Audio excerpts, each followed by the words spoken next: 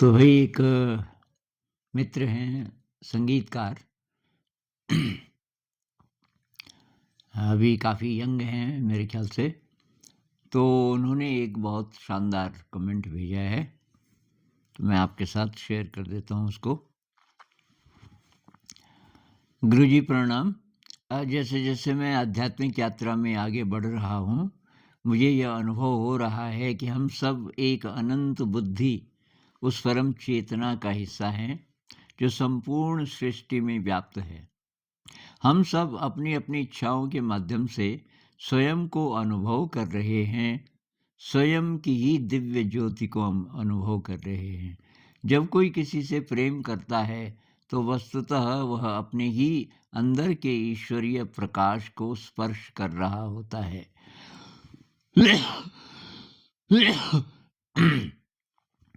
बाहरी व्यक्ति या वस्तु केवल एक प्रेरक होती है। असली जादू तो हमारे भीतर ही होता है। जब कोई कहता है मैं तेरे बिना जी नहीं सकता, तो वह वास्तव में उस भीतर की अनुभूति, उस जीवन स्पंदन को खोज रहा होता है जो पहले से ही उसमें विद्यमान है। समस्या यही है कि हम अपने भीतर की पूर्णता को महसूस करने के लिए बाहरी चीज़ों पर निर्भर हो गए हैं।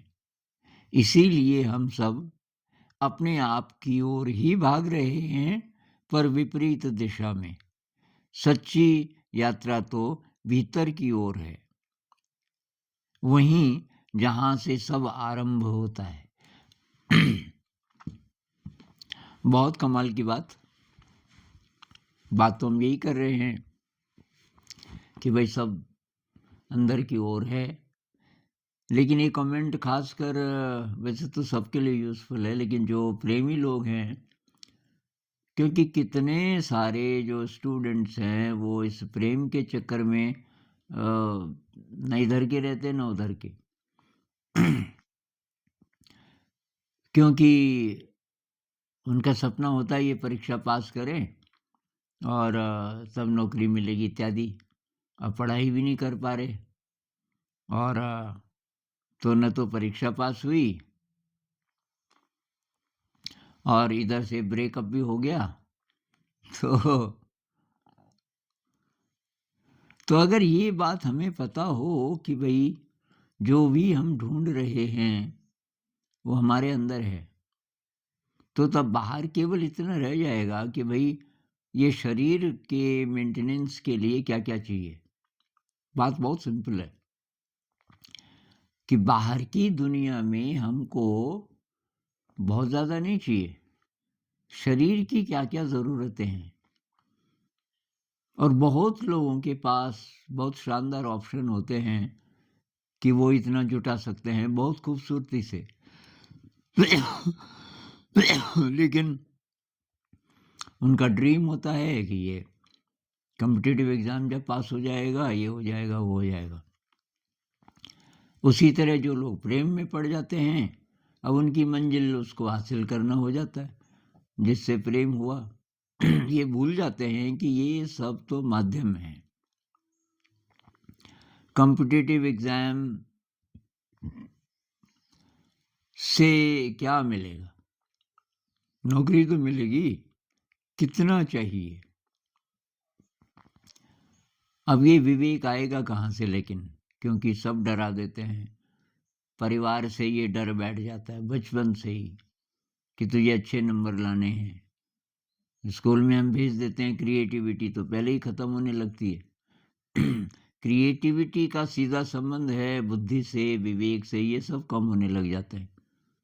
नहीं तो जब 20 साल का हो गया बच्चा, तो उसका ये विवेक काम करना क्यों बंद कर देता है कि भाई बेसिकली मुझे नौकरी नहीं चाहिए, इज़्ज़त नहीं चाहिए, सामान नहीं चाहिए, मुझे अपने जीवन को चलाने के लिए साधन चाहिए बस, अतिरिक्त नहीं चाहिए। तो ये बात अगर समझ में आ जाए तो तब हम बचपन से ही जो शौक हैं उस दिशा में जाना शुरू करेंगे और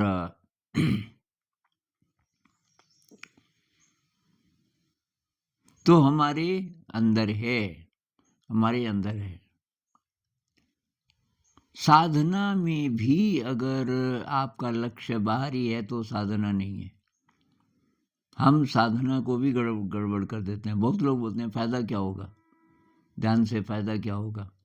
ध्यान करके क्या मेरा दिमाग तेज हो जाएगा? तब क्या मेरी पढ़ाई अच्छी होगी? ऐसे-ऐसे भी बीच-बीच में कमेंट्स आते हैं। मैंने 2 साल तो की साधना, कुछ मैं फिर भी फ़ेल हो गया। तो दिशा ही गड़बड़ा गई। साधना तो इसलिए थी कि आपको अपने अंदर का स्पर्श मिले।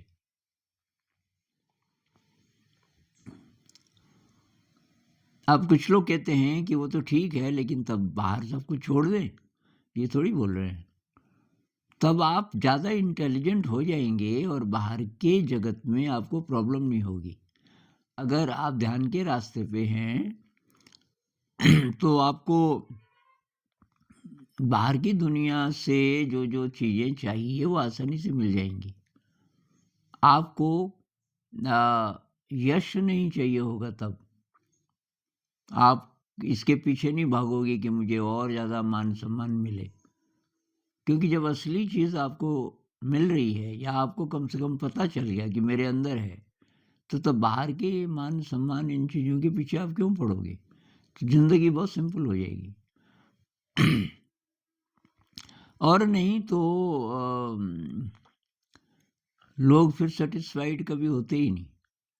कुछ दिन पहले एक सज्जन आए जो कि बहुत अच्छे पद पर हैं, बहुत ज़्यादा सैलरी भी है।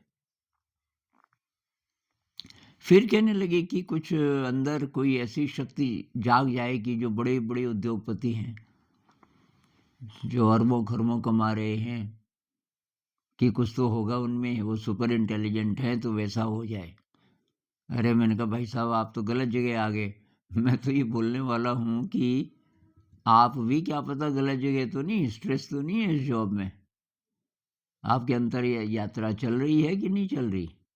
कि आप इस चक्कर में पड़ गए स्टेटस के, मान-सम्मान के? तो कुछ दिन की ज़िंदगी है, आप 50 साल के तो हो गए और अब 30-40 साल और होगी, क्या पता इससे भी कम। तो ज़िंदगी तो आप बर्बाद कर रहे हो। तो अक्ल कब आएगी इंसान को?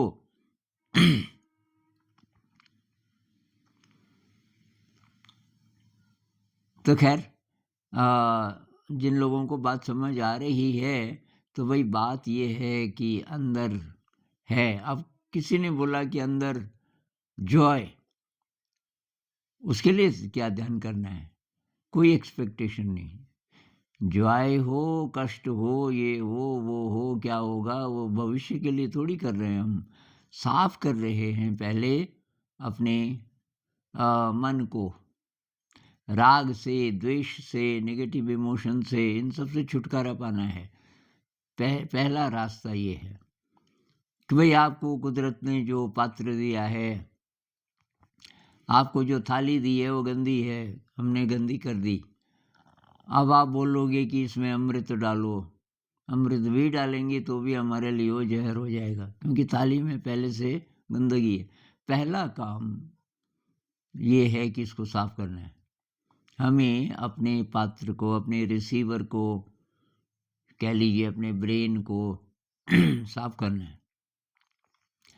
हमारे अंदर जो अटैचमेंट की भावनाएँ हैं, नफ़रत की है, ये चाहिए, ये नहीं चाहिए, और फिर ये नेगेटिव इमोशन आप जानते ही हो, ये लालच है, खीज है, हिंसा है, इत्यादि। अ, इन सब से छुटकारा पाना है, पहला काम ये है। और तब धीरे-धीरे हमें वो अनुभूति मिलनी शुरू होगी अंदर की। तो ये मैं शेयर करना चाह रहा था, मुझे बहुत ज़्यादा इंस्पिरेशन मिलती है ऐसे कमेंट से, क्योंकि ये प्रकाश की यात्रा में जितने साथी आपको मिलते हैं कि या कोई और भी इस तरफ जा रहा है, तो उसे थोड़ा-सा अच्छा लगता है। नमस्कार।